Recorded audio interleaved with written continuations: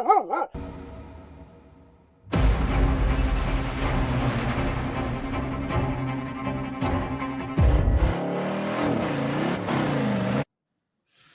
welcome to another JDV On Air podcast.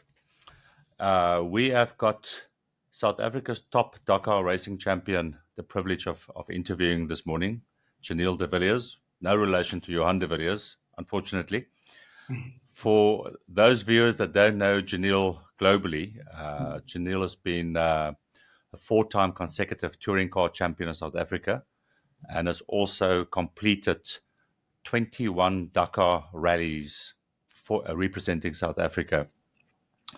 Now, of those rallies, 20 of those were in the top 10 finishing, and of course, 2009, Giniel actually won the Dakar rally globally. Giniel, I first met you, had the pleasure of meeting you 2014 when Graham Duxbury and myself joined your team for a week or two in Argentina.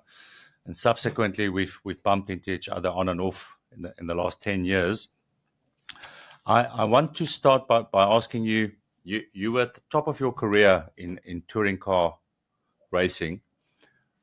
What made you decide to step away from that and to start doing Dakar racing? I mean, the one is a predictable, precise track race, and the other one is absolute chaos in an uncertain terrain in uncertain countries, so to speak.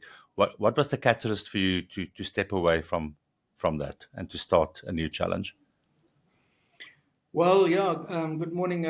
Funnily enough, it wasn't. There wasn't actually a catalyst, or it wasn't a decision of myself.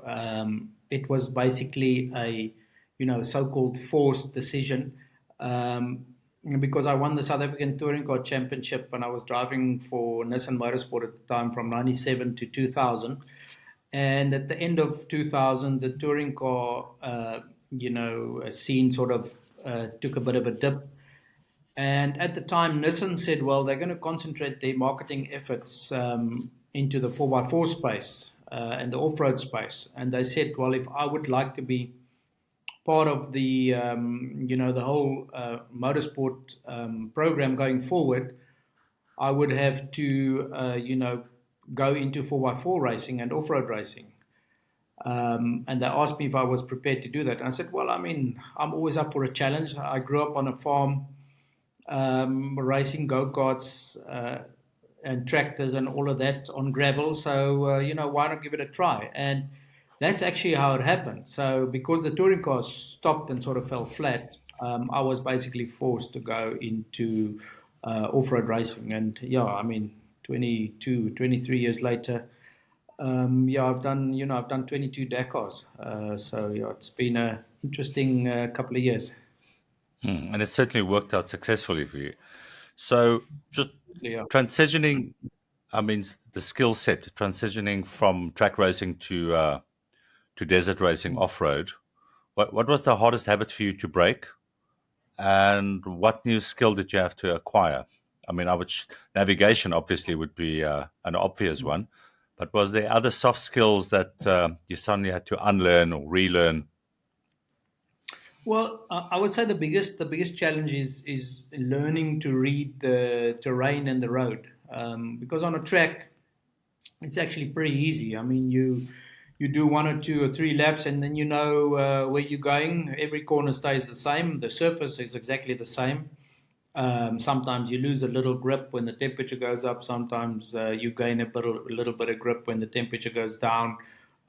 Or maybe if it rains, it's a bit more slippery. But I mean, otherwise, everything stays the same and everything's constant. But in off-road racing, the terrain constantly changes. You've got gravel, stones, sand, mud, rain, you name it. So you've got to learn to read the road and determine the grip from that. And it's, obviously you feel that in your bum most of the time, but that's the biggest thing. And, that's what makes guys like Nasser Alatia in the Dakar are so good. He's got an incredible ability to read the dunes, because in the dunes you can't see what's behind the dune. And if you go over too fast, you can end up crashing. If you go over too slow, you can end up getting stuck. So that was the biggest challenge, to learn to read all those different types of terrain. Looking back at your 2003, your first debut, you came fourth in your very first attempt. Was that raw talent, or did you have a specific system or mindset or methodology? How did you manage to do that well, that quickly at your first attempt? Well, I think that there was an element of luck involved. In Dakar, you always need an element of luck, but I'm very determined, and I did do the South African Off-Road Championship in 2001, and I managed to win it in my first year. So I think all the farm experience, the little bit of graveling experience that I had on the farm, definitely helped a little bit. But yeah, with a determination. Obviously, you go into a race, and I went into a race like the Dakar. I wanted to do as well as possible. I didn't expect to do that well, because I mean, obviously, I was up against the great names like Stefan Peter Hansel, um, Jean-Louis Slesher at that time, a couple of Japanese drivers. So I was up against all of them, and yeah, we managed, with the help of a great team, because the Dakar is a great team, a big team sport. You have like 90, 100 people supporting you during the rally, and every single one of them have got to make sure that they tighten all the nuts and bolts, otherwise you won't finish the stage. So yeah, we had a great team. We did a good job, and yeah, we managed to finish fifth. It could actually have been a third place, but we got lost on the last stage in a canyon. We took the wrong turn, and we lost like 20 minutes, and that put us from third to fifth. So, but still, we had a very good race, and yeah, it was a great first finish for me. 2009, with Volkswagen, you won the Dakar. I mean, by that time, it was already in South America. I mean, that was an unknown terrain, unknown continent. How did you guys prepare if you couldn't actually go and race in pre-race in terms of training? How did you guys prepare that vehicle and yourself, obviously, without ever visiting that country? Well, I mean, there was actually a big, I joined Volkswagen in 2006. And then I finished my first Dakar with them in second place in Africa. I was still in Africa. And then in 2007, I had one of my greatest Dakars ever. I was leading the race by over 32 minutes from Stefan Peter Hansel, with 4 days to go. And unfortunately, my engine let go, and I couldn't finish the race. And that, ironically, that was my lowest finish in the race. I finished 11th then, because I sat for 10 hours behind a race truck that evening. But that was probably the lowest point and the most disappointing I've ever been in my whole racing career, because here you are leading the world's biggest off-road race, and then 4 days from the end, through no fault of your own, you couldn't finish the race, and that was really, really disappointing. And then obviously in 2008, we were sitting in Lisbon in Portugal, and then the race got cancelled because of the terrorist threats in North Africa. And then obviously it was again a huge disappointment, because in 2007 I came so close, I couldn't get over the line. Now 2008 I wanted to try and do it, and there the race got cancelled. So it almost felt like everything was against me. And then luckily, obviously, the race got moved to South America. Obviously, none of us have been there before, but it was an immensely challenging Dakar rally, because we also had altitude to deal with in South America. But yeah, then finally, luckily, things went my way, and I managed to win the 2009 race. But yeah, it was not, it was a long process leading up to 2009. And I'm just really happy that, I finally managed to, win the race in 2009. Well done. I read somewhere that you once said it's not just about being fast, it's about being smart, managing the car, and avoiding mistakes. Is there a specific moment in a race where you actually sacrifice speed for a longer term strategy, knowing that if you make a different navigational decision, you could actually win as opposed to tapping off?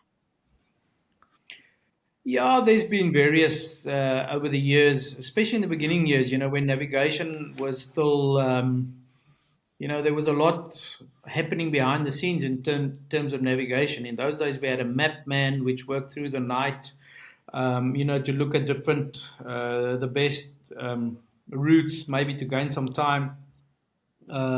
If you took a bit of a shortcut over this area, you could gain some time. Nowadays, it's a lot different because now you have a tablet which you get 5 minutes before you start. So, they've completely gotten rid of the map man. But yes, for sure, back in those days, we decided, okay, we're going to take the risk. We're going to go this way and try and get to the route there. But, so do all the other top teams. They do pretty much the same. But yeah, I mean, you do these things as the race goes on, and I mean that was part of the race back then. Nowadays, it's a bit more difficult to do that, and I would say with experience, you just learn to when you get to certain areas in the race and things just look a little bit dangerous, or it just doesn't look like you don't feel comfortable in this area, you might slow down a little bit just to get through it, and then when you feel comfortable again, you can attack again and go full speed. So those are the kinds of things you do to to sort of manage your race, if you can call it that. Mechanical sympathy. You And you mechanical sympathy is very important because the car's got to last for a long period of time. Absolutely. It's been a monumental achievement for you to finish 21 consecutive Dakar finishes. I mean, you are known as Mr. Consistency. Is that a specific brand that you decided to cultivate, or was that just a natural end result of a risk averse philosophy in terms of how you race and how you approach life? Well, I wouldn't say it's definitely not a something that I planned when I started, or sort of being risk averse, as you say. There's many Dakars that I did, or a lot of Dakars that I did that had some big moments, and I remember, Glenn Hall, which I knew from 1994 and which was instrumental in a lot of my success. He always said, if you don't have a couple of moments in a stage, you're not trying hard enough. So yeah, I mean, we had a couple of moments. A couple of moments ended up in tears when you end up on the roof, or whatever. But I've just been fortunate. I've been able to finish 21 Dakars in a row. Through incredible teams that I had with me. They did everything right on the car, made sure that nothing, came loose or nothing happened. And then obviously a sort of a never give up attitude, and that's something you learn in the Dakar rallies, to just never give up, because sometimes it feels like you having such a bad stage, but everybody else on that stage is having difficulties because it's a difficult stage. And then you get to the end of the stage and you see that you maybe in the top three, maybe you won the stage, or you've actually done really well. So that's what the race teaches you. So I wouldn't say I planned. To come back to your question, I didn't plan a sort of a risk averse strategy or anything like that. Sometimes I felt I was taking maybe too much risk. And other times, yes, you don't take enough risk, and you get to the end of the stage. Yeah, you were too maybe a bit careful there, or yeah. But I always try and get to the finish. That's always the goal. Yeah, yeah. So you're sitting at 180 k's an hour. You've been racing for 5, 6, 7 hours through the day. It's maybe even nighttime. Your body is screaming at you to stop. You've got mental fatigue in terms of decision making, keeping the car safe, listening to your nav. What is the mental go-to that you use to push through that pain when your body says this is enough? I've had enough. The discomfort level, the pain. You're at the end of your endurance level. Is there a mental model that you use to say that I'm at the end? Um, this is the last of my chips, and then I'm going to go a little bit further than that. Well, I mean, in the I must admit, in quite a few decors, I've asked myself, what am I doing here? Why am I doing this to myself? Because I'm hurting myself. This is not fun anymore. And I mean, you normally, when you don't have a good race, when you up against it, that's when you ask yourself these questions. And with the cars nowadays in the Dakar, the cars are so strong that the limiting factor in yourself going faster is your body. It's not the car. The car won't break, but your body. You physically can't take the punches anymore. It's like a boxer hitting you from all the sides, or a cage fight or what have you. And I mean, you just can't take the punches anymore. But I just believe, some people are just maybe born in a way where you have and I've always been like that since a young kid. When I grew up on the farm, I never gave up, and if I wanted to do something, I was very, very determined to get it right, and it doesn't matter what it took.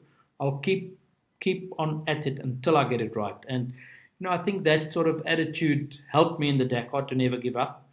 But 100% for sure, there were quite a few occasions which I thought, why am I doing this? Because I've had enough now. I want to go home. I don't want to be here anymore.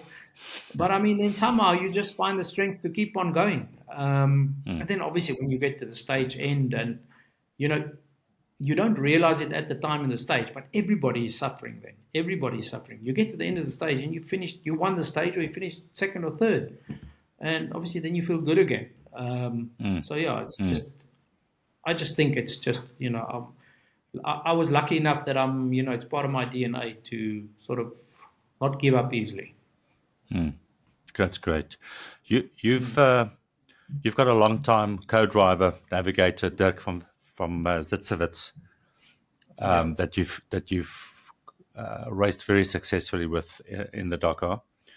That communication in the cabin, I mean, it obviously gets to a point where it's nearly non-verbal, maybe just very quick hand movements.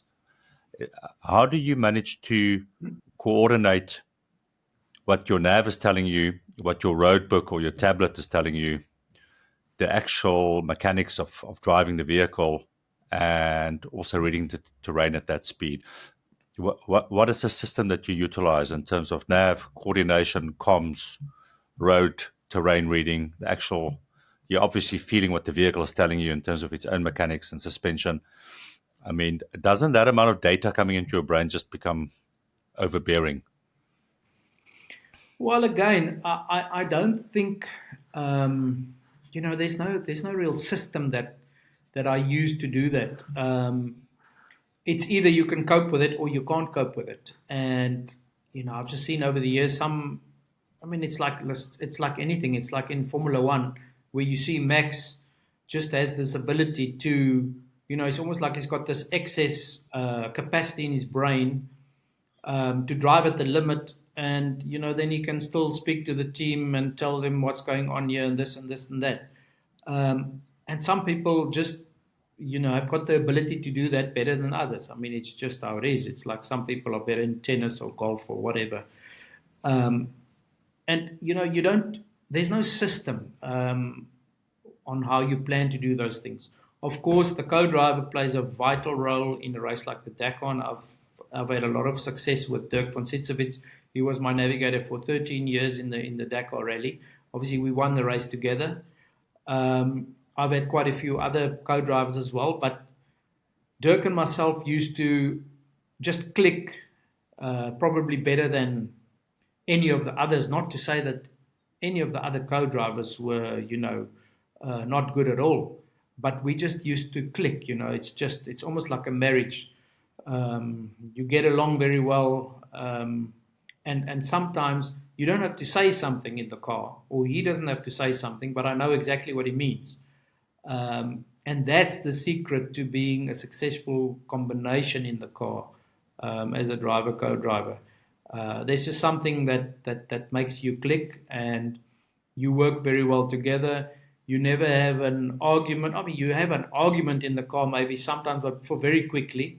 Because if you have an argument and you shout and scream at each other, that doesn't make the situation any easier. It actually just complicates it. And Mm. the Mm. main thing is to get out of the difficulty that you are in and to go into the next one. And that's also where we worked very well together. You know, we figured things out quickly. We never argued about it in the car. We might have spoken about it after the race, you know, obviously in with a view to try and make it better afterwards, but never had big arguments in the car or things like that, because, you know, I don't believe that solves any problems. It just compounds them. So, yeah, that's. So circling back to things going wrong mid-race, is there one or two, I mean, out of all these races, are there one or two incidents, a very bad nav error or a bad breakdown that actually stands out for you looking back over your career, Dakar specific? Oh, there's been many, you know, navigation errors. Not You can only only, you can only choose two, one nav and yeah. one breakdown.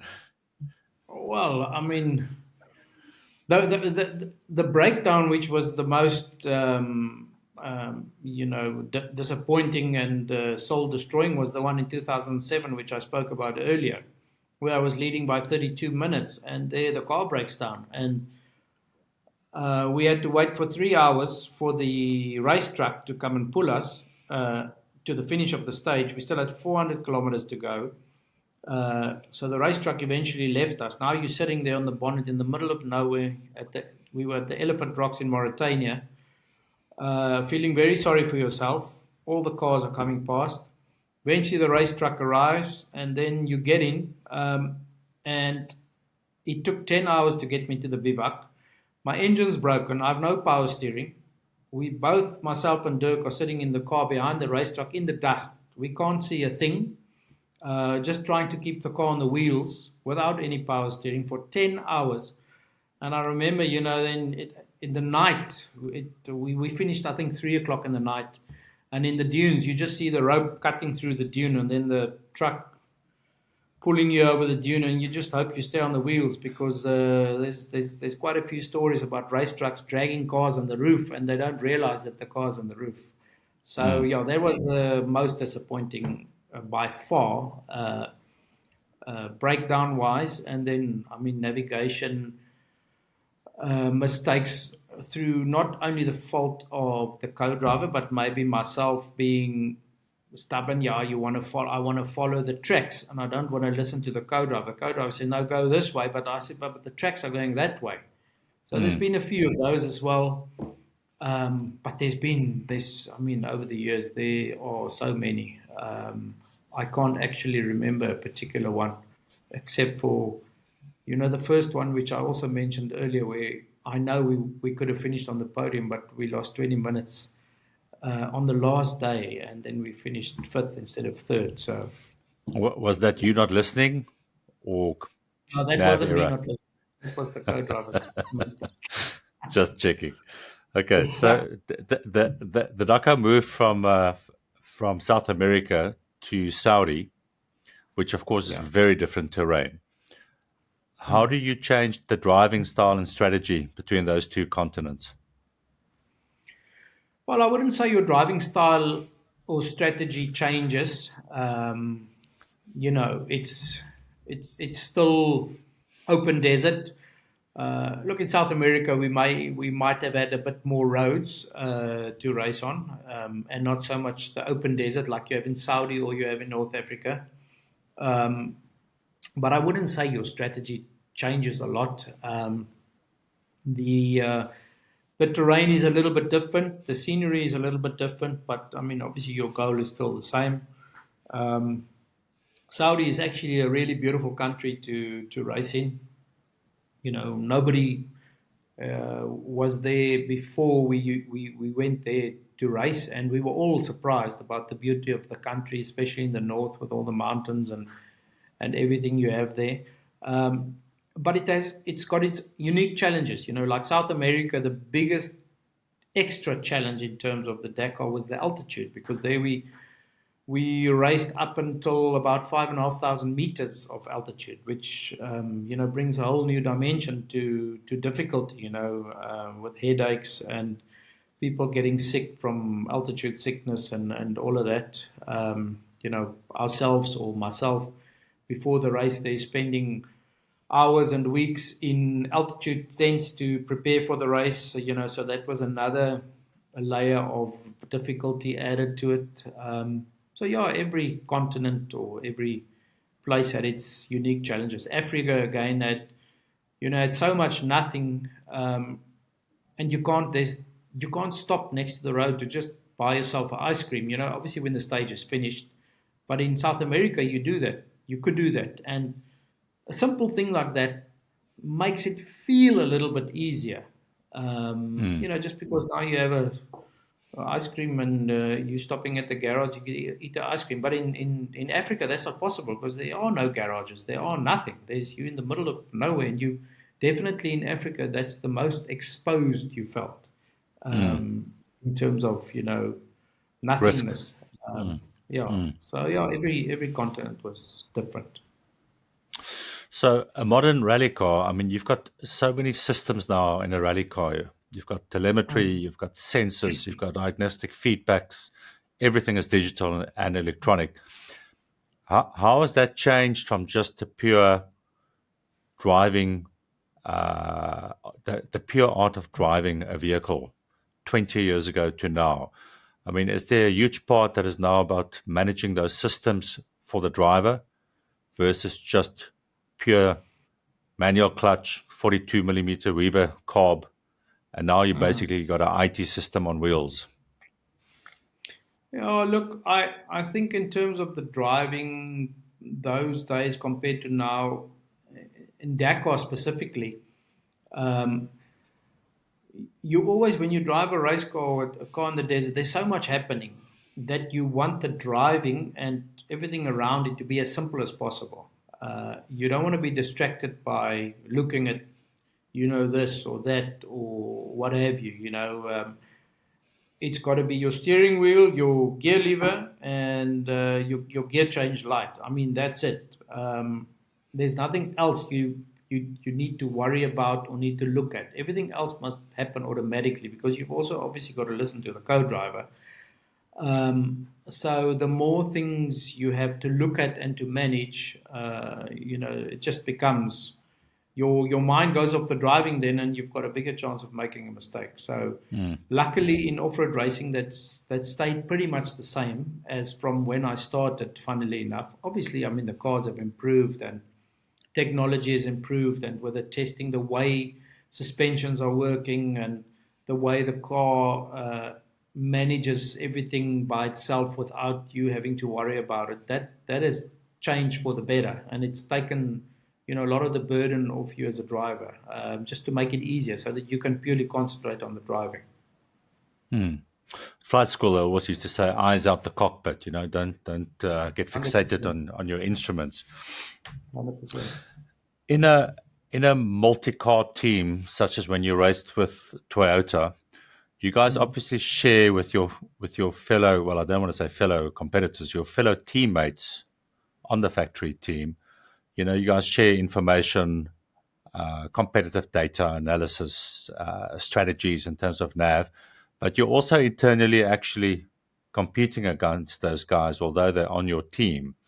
I mean, Mm. how does those dynamics work? That the guy that you're sharing a tent with or sharing a team with is actually also gunning for your medal. Yeah, they always say, obviously, the first guy that you're trying to beat is your teammate. And I mean, that's always stayed the same, and it's still the same today.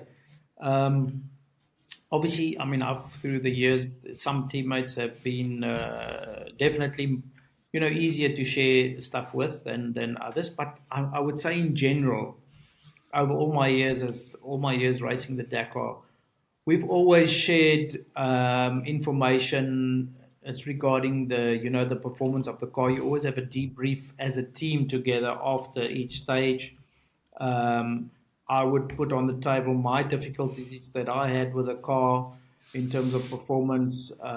Somebody else would put down their difficulties because maybe he had a different problem to what I had. And at the end of the day, it's about making sure that I don't have the same problem as he had the next day, and vice versa. So, from that point of view, it's very important to be able to work together, and that's also part of the strength of a team like that. So, you got to realize that. But at the end of the day, everybody, when you put the helmet on, everybody is in the team is trying to beat each other. So I mean that I don't think that will ever change. That'll always stay the same.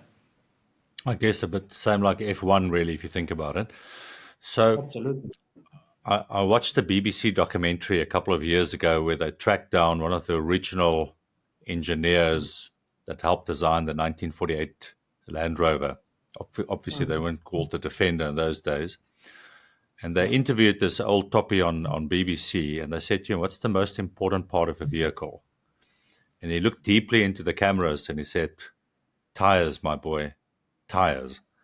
Now, I don't know Mm. whether that's still true, but if you look back over the last 20 years, specifically in terms of, let's say, the Toyota Hilux, what's the single Mm. most innovative change that you've seen in the last 20 years? And your answer cannot be tires. Well, definitely suspension. The way suspensions have evolved over the years, and it still evolves. It's so complicated. The dampers we use today, and the way they work, and yeah, I would say that just the way that technology has over the years improved there, and that we've learned to improve with that. That's been tremendous. I mean, except tires, that's the single element that is the most improved over all the years. And it's quite astounding how you can still improve on that. So Mm. Mm. definitely, number one improvement is suspension. You mentioned you did the Baja in California. Yeah. If you look at the toughest stages of the Dakar versus the Baja, which was more tough? I can tell you the Baja it wasn't the longest stage. The longest stage I did was in Africa in 2005. It took me 11 hours and 15 minutes to finish the stage. It was a 685K stage. I finished eighth. I'll never forget Stefan Hansel won the stage in 9 hours and 3 minutes. And that was probably the toughest stage I did in my life in terms of the Dakar rally. But the Baja was difficult from a different perspective because we did the Baja 500 and we did it with a race touring. Now, I don't know if anybody knows anything or has raced at the Baja. They've got a lot of these hoops uh, over there, and there's a lot of straights where their cars, the trophy trucks and stuff, with Mm. almost Mm. 1 meter of suspension travel, go over at 160 plus k's an hour. We went there with a race to a rig with 250 millimeters of suspension travel. So to go over the same track with 250 mils of suspension, it took 10 hours, just over 10 hours to do the stage.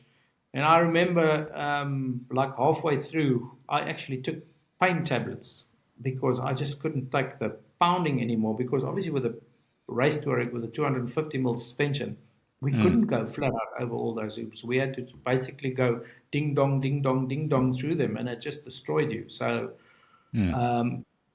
we finished, I think, 14th or 15th, but that was very, very tough, certainly, because we had basically the wrong tool for the job. Mm. Mm. If you had to go back, would you go for a trophy truck? 100%.